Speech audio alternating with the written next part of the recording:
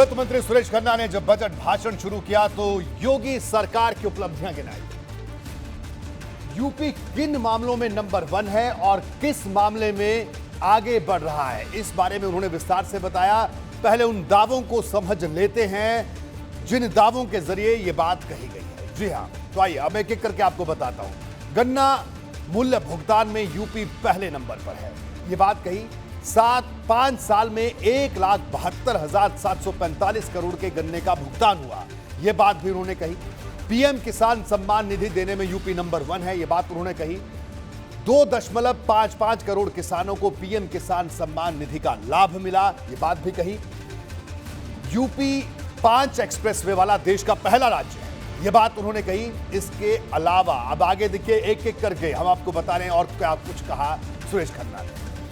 UP 5 अंतर्राष्ट्रीय हवाई अड्डे वाला पहला राज्य होगा। Ease of doing business ranking में दूसरे नंबर पर है यूपी।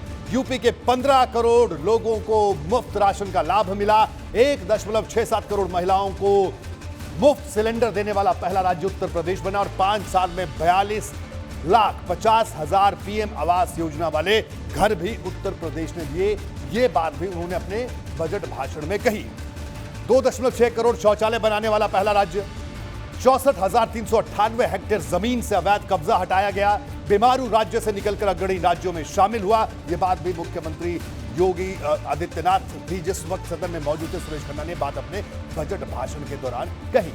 $1 ट्रिलियन की अर्थव्यवस्था बनाने पर जोर होगा, इस बजट का यही मकसद है। बार बार यही बात दोहराने की कोशिश की गई। आज वित्त मंत्री से लेकर मुख्यमंत्री तक ने बजट को लेकर जितनी बार बातें की, हर बार सबसे ज्यादा जिक्र किसान कल्याण का किया। इसलिए किसानों को लेकर हुई हर घोषणा को जान लेना बेहद जरूरी है। आइए मैं आपको एक एक करके उन तमाम घोषणाओं के बारे में बताता जो किसानों को लेकर की गई है। जी हां, समझिए। मुख्यमंत्री लघु सिंचाई योजना के लिए 1,000 करोड़ रुपए दिया गया। गन्ना किसानों के भुगतान के लिए 1,000 करोड़ रुपए दिया गया। चीनी मिलों के लिए 380 करोड़ रुपए दिए गए, ये बात कही। कृषक दुर्घटना कल्याण योजना 650 करोड़, यानी कोई किसान अगर दुर्घटना हो गई। सिंचाई के लिए 15,000 सोलर पंप लगाए जाएंगे। 60 लाख क्विंटल बीज वितरित होंगे और 119 लाख मीट्रिक टन उर्वरक वितरण का लक्ष्य रखा गया है। सिंचाई और जल संसाधन को लेकर कुछ और बड़ी घोषणाएं बजट में की गई हैं। अब ये जान लीजिए ये बड़ी घोषणाएं क्या है। बाढ़ नियंत्रण पर खासा फोकस किया गया है। बाढ़ नियंत्रण पर कैसे फोकस किया गया, देखिए। बाढ़ नियंत्रण और जल निकासी के लिए 2751 करोड़ रुपए दिए गए हैं। आगे बढ़ते हैं, आगे देखिए, हम एक एक कर आपको बता रहे हैं। नदियों के लिए 1328 करोड़ रुपए का प्रावधान इस बजट में रखा गया है। इसके अलावा किसानों को मुफ्त पानी के लिए 800 करोड़ का प्रावधान इस बजट में रखा गया है।